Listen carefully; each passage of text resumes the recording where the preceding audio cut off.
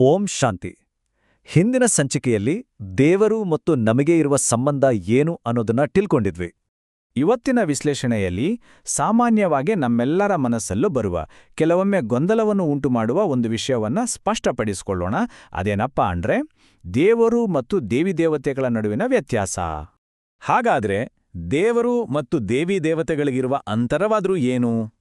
ಕೇಳೋಕೆ ಒಂದೇ ಥರ ಅನ್ಸಿದ್ರೂ ಆಧ್ಯಾತ್ಮಿಕವಾಗಿ ನೋಡಿದಾಗ ಇವೆರಗರ ನಡುವೆ ತುಂಬಾನೇ ವ್ಯತ್ಯಾಸಗಳಿವೆ. ಬನ್ನಿ ಇವತ್ತು ಆ ವ್ಯತ್ಯಾಸಗಳನ್ನ ಒಂದೊಂದಾಗಿ ಅರ್ಥ ಮಾಡ್ಕೊಳ್ಳೋಣ. ಮೊದಲನೇದಾಗಿ ನಾವು ನೋಡಬೇಕಾಗಿರೋದು ಇವರ ಸಂಖ್ಯೆ ಮತ್ತು ಸ್ವರೂಪ. ಇದರಲ್ಲಿರೋ ವ್ಯತ್ಯಾಸ ತುಂಬಾ ಸ್ಪಷ್ಟವಾಗಿದೆ.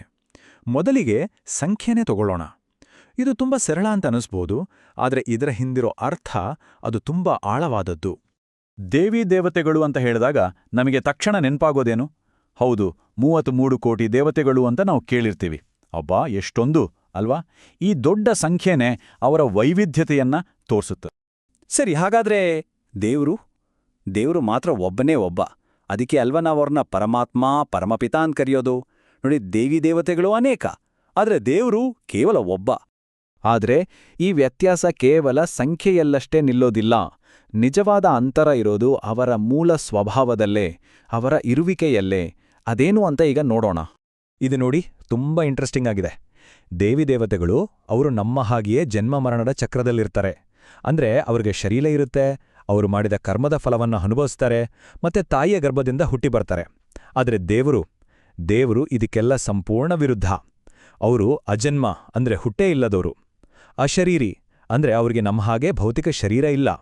ಅವರು ಅಭೋಕ್ತ ಅಂದ್ರೆ ಯಾವುದೇ ಕರ್ಮದ ಫಲ ಅವರಿಗೆ ಅಂಟೋದಿಲ್ಲ. ಹಾಗೆ ಅವರು ಅಯೋನಿಜ ಅಂದ್ರೆ ಯಾವುದೇ ಗರ್ಭದಿಂದ ಜನಿಸೋದಿಲ್ಲ.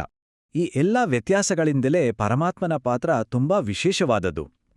ಅವರು ಕೇವಲ ಒಬ್ರಾಗಿರೋದು ಮಾತ್ರವಲ್ಲ, ಎಲ್ಲ ಆತ್ಮಗಳ ತಂದೆಯಾಗಿದ್ದಾರೆ.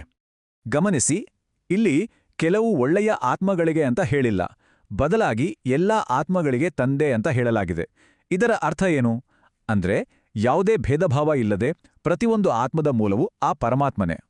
ಹಾಗಾದ್ರೆ ಈ ಎಲ್ಲಾ ಆತ್ಮಗಳು ಅಂದ್ರೆ ಯಾರ್ಯಾರು ಬರ್ತಾರೆ ಇದರಲ್ಲಿ? ಕುತೂಹಲ ಆಗ್ತಿದ್ಯಾ? ಬನ್ನಿ ನೋಡೋಣ. ನೋಡಿ, ಪರಮಾತ್ಮನ ಮಕ್ಕಳಲ್ಲಿ ದೈವಿ ಗುಣಗಳಿರೋ ದೇವಾತ್ಮರು ಇದ್ದಾರೆ, ಧರ್ಮವನ್ನ ಪಾಲಿಸೋ ಧರ್ಮಾತ್ಮರು ಇದ್ದಾರೆ, ಮಹಾನ್ ಕಾರ್ಯಗಳನ್ನ ಮಾಡೋ ಮಹಾತ್ಮರು ಇದ್ದಾರೆ, ಪುಣ್ಯವಂತರಾದ ಪುಣ್ಯಾತ್ಮರು ಇದ್ದಾರೆ. ಅಷ್ಟೇ ಅಲ್ಲ, ಇದನ್ನ ಕೇಳಿದ್ರೆ ಆಶ್ಚರ್ಯ ಆಗ್ಬೋದು, ಪಾಪ ಮಾಡೋ ಪಾಪಾತ್ಮರು ಕೂಡ ಆ ಪರಮಾತ್ಮನ ಮಕ್ಕಳೇ. ಇದಕ್ಕಿಂತ ಅದ್ಭುತವಾಗಿ ಪರಮಾತ್ಮನ ನಿಷ್ಪಕ್ಷಪಾತ ಪ್ರೀತಿಯನ್ನ ಹೇಗೆ ತಾನೇ ಹೇಳೋಕ್ಕಾಗತ್ತೆ ಅಲ್ವಾ? ಇನ್ನೊಂದು ಮುಖ್ಯವಾದ ವಿಷಯಕ್ಕೆ ಬರೋಣ. ಅದೇನೆಂದ್ರೆ ಪರಮಾತ್ಮನ ಹೆಸರುಗಳು. ಇವು ಕೇವಲ ಕರೆಯಲಿಕ್ಕಿರೋ ಹೆಸರುಗಳಲ್ಲ. ಪ್ರತಿಯೊಂದು ಹೆಸರಿನ ಹಿಂದೆ ಅವ್ರು ಮಾಡೋ ಒಂದು ವಿಶೇಷವಾದ ಕೆಲಸ ಅಡಗಿದೆ. ಅಂಥ ಕೆಲಸವನ್ನ ಬೇರೆ ಯಾರಿಂದಲೂ ಮಾಡೋಕ್ ಸಾಧ್ಯವೇ ಇಲ್ಲ. ಉದಾಹರಣೆಗೆ ಮುಕ್ತೇಶ್ವರ ಅಂತ ಕರೀತಾರೆ. ಯಾಕೆಂದ್ರೆ ಎಲ್ಲ ಆತ್ಮಗಳಿಗೂ ಜನ್ಮ ಮರಣದ ಚಕ್ರದಿಂದ ಮುಕ್ತಿಯನ್ನ ಕೊಡುವ ಈಶ್ವರ ಆತ. ಅದಕ್ಕೆ ಆ ಹೆಸರು. ಹಾಗೇನೇ ಪಾಪಕಟೇಶ್ವರ ಅನ್ನೋ ಹೆಸರು. ಕಟ ಅಂದ್ರೆ ಕತ್ತರಿಸೋದು ಅಥವಾ ನಾಶ ಮಾಡೋದು. ಎಲ್ಲ ಆತ್ಮಗಳ ಪಾಪಗಳನ್ನ ಕತ್ತರಿಸಿ ಅವರನ್ನ ಪಾವನಗೊಳಿಸೋದ್ರಿಂದ ಅವರಿಗೆ ಪಾಪಕಟೇಶ್ವರ ಅಂತ ಹೆಸರು ಬಂದಿದೆ. ಇನ್ನೊಂದು ಹೆಸರು ಮಹಾಕಾಲ. ನಾವೆಲ್ಲರೂ ಕಾಲದ ಬಂಧನದಲ್ಲಿದ್ದೀವಿ ಅಲ್ವಾ? ಮೃತ್ಯು ಅನ್ನೋದು ನಮ್ಗೆಲ್ಲರಿಗೂ ಇದೆ, ಆದರೆ ಪರಮಾತ್ಮ ಕಾಲವನ್ನೇ ಮೀರಿದವನು. ಮೃತ್ಯುವಿಗೂ ಮೃತ್ಯು. ಅದಕ್ಕಾಗಿಯೇ ಅವರನ್ನ ಮಹಾಕಾಲ ಅಂತ ಕರೆಯೋದು.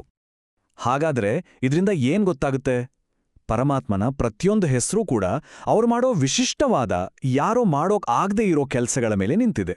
ಈ ಕೆಲಸಗಳೇ ದೇವರನ್ನ ದೇವಿ ದೇವತೆಗಳಿಂದ ಸಂಪೂರ್ಣವಾಗಿ ಬೇರೆ ಮಾಡಿ ನಿಲ್ಸೋದು. ಮುಂದಿನ ಸಂಚಿಕೆಯಲ್ಲಿ ನಿರಾಕಾರನಾದ ಪರಮಾತ್ಮ ತನ್ನ ಕರ್ತವ್ಯವನ್ನು ಹೇಗೆ ಮಾಡ್ತಾನೆ ಅನ್ನೋದನ್ನ ತಿಳ್ಕೊಳ್ಳೋಣ. ಓಂ ಶಾಂತಿ.